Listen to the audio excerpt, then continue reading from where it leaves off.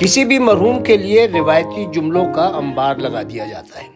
مثال کے طور پر ان کا خلا کبھی پر نہیں ہوگا، یہ ہمارے درمیان ہمیشہ رہیں گے، ان کا نام رہتی دنیا تک یاد رکھا جائے گا، اور وغیرہ وغیرہ۔ میرا دل چاہتا ہے کہ میں اپنے مرحوم دوست روشن خیال کی تعزیت کے لیے کچھ لکھوں، لیکن کیا لکھوں؟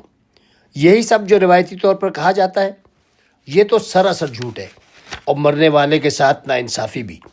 اگر آج ہمیں اس سے پہلے جانے والے یاد نہیں، تو روشن میں ایسی کیا خاص بات ہے کہ اسے یاد رکھا جائے گا؟ ہم میں سے کتنوں کو احمد فراز، امجد الاسلام امجد، طلعت حسین یا حمایت علی شاعر یاد ہے کہ ان کا انتقال کس سن میں ہوا، یا ان کے خاندان اب کس حال میں ہے؟ تو ہم ایسا جھوٹ کیوں بولے؟ اس جھوٹ کا سہارا لینے کے بجائے یہ تسلیم کیوں نہ کرے کہ مرنے سے لے کر سویم، چیلم، برسی اور پھر تعزیتی اجلاس دراصل کسی بھی مرحوم کو بھلانے کا تسلسل ہے۔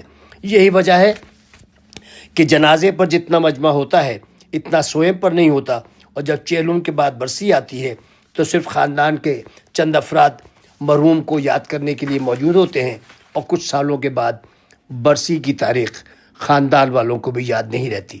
یہی رسم دنیا ہے جس کو ہم نبھاتے ہیں۔ روشن سے میری دوستی سچ کی دوستی تھی، تو میں یہ جھوٹ کیوں بولوں؟ سچ بولنے کے لیے ضروری ہے کہ روشن کی آنکھوں میں آنکھیں ڈال کر یہ کہا جائے کہ دوست، تمہارے ساتھ بھی دنیا وہی سلوک کرے گی جو تمہارے یا تم سے پہلے جانے والوں کے ساتھ کیا ہے۔ رفتہ رفتہ تمہیں بھول جائے گی، اور تمہارا ذکر صرف اتنا رہ جائے گا کہ ہاں، ایک روشن خیال بھی تھے، مرحوم بہت اچھے انسان تھے، اور بس۔ لیکن میں اس کی تلافی اس طرح تو کر سکتا ہوں کہ روشن کی زندگی کے ان گوشوں سے پردہ اٹھاؤں جو آپ کی نظروں سے اوجھل ہے، گویا تعزیت کے بجائے روشن کی باتیں کروں، گویا روشن سے باتیں کروں۔ ہماری شناسائی 70 کی دہائی کی ہے، جب ہم بزم طلبہ ریڈیو پاکستان کے ایک بزم میں، ناظم الدین، حیدر امام رضوی، تاجدار عادل اور روشن خیال ہر ہفتے کسی نہ کسی پروگرام کے لیے حاضر ہوتے تھے اور اپنے اپنے اسٹوڈیو کی جانب نکل جاتے تھے۔ ہم سب دوستوں میں قدر مشترک حاضر جوابی اور بزلہ سنجی تھی۔ ہر شخص شیر کے اوپر سوا شیر تھا، اور روشن اس میں آگے آگے۔ ذرا کسی نے کوئی کمزور جملہ ادا کیا یا کمزور گیند پھینکی، روشن اسے جاوید میادات کی طرح شارجہ کے گراؤنڈ سے باہر پھینک دیتا تھا۔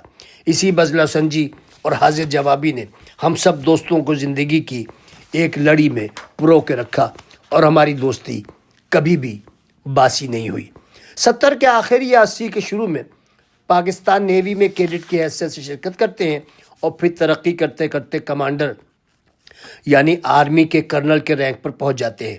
میں نے اور روشن نے پی ٹی وی کے پروگرام فروزہ میں، جو کہ مہتاب چنّا یعنی مہتاب راشدی کیا کرتی تھی، کے ساتھ میں شرکت کی، اور ہم نے اس کے بعد دوستی میں پیچھے مڑ کر نہیں دیکھا۔ روشن کی آواز کا اتار چڑھاؤ، جملوں کی ادائیگی، آواز کی گھنگرج ریڈیو پاکستان کی صوتی لہروں سے نکل کر ہر شخص کی سماعتوں تک پہنچ گئی جس نے اسے ایک بار بھی سنا تھا۔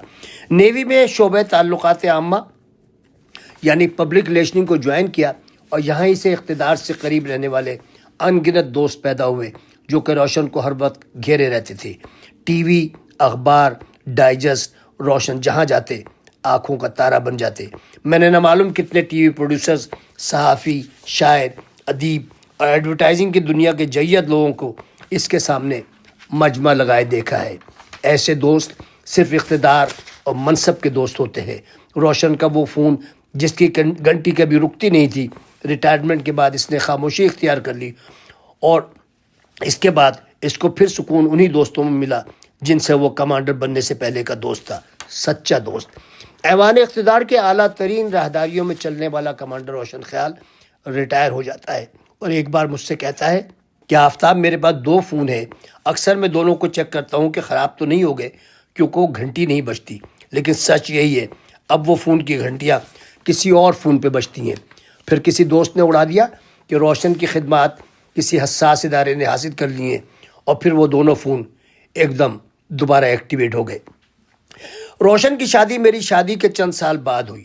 روشن کی بیگم سمینہ میری بہن بن گئی، اور آج تک یہ رشتہ قائم ہے۔ ریٹائرمنٹ کے چند سال بعد ٹورنٹو آ جاتے ہیں۔ ٹورنٹو تخلیق کاروں کا کوفہ ہے، لہٰذا یہاں بلا تو لیا جاتا ہے لیکن پھر کوفی بن کر دکھایا جاتا ہے۔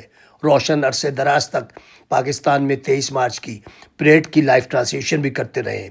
روشن انہی افواہوں کے ساتھ آئے کہ حساس ادارے میں کام کرتے ہیں اور یوں ہاتھوں ہاتھ لے لیے گئے۔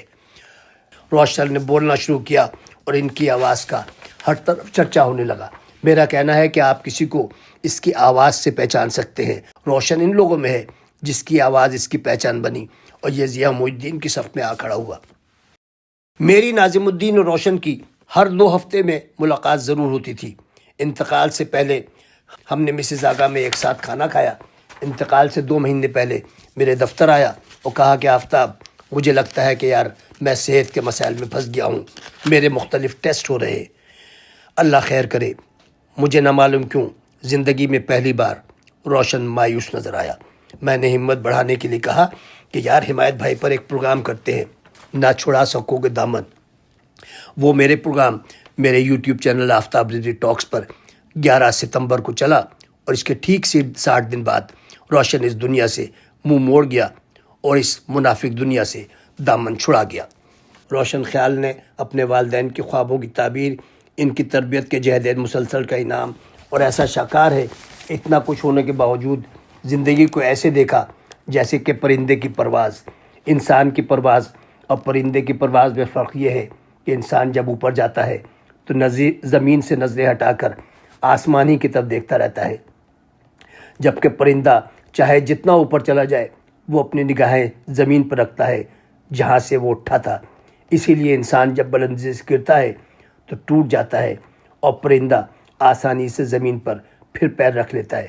روشن خیال انسانی شکل کا وہ پرندہ صفت انسان ہے جو عزت، شہرت اور محبت میں آسمانی بلندیوں کو چھونے کے باوجود نگاہیں زمین پر رکھتا ہے، کیونکہ اسے معلوم تھا کہ یہ مٹی سے بنا ہے اور مٹی ہی میں چلا جائے گا، اور یوں یہ 11 نومبر کو منو مٹی تلے جا سویا۔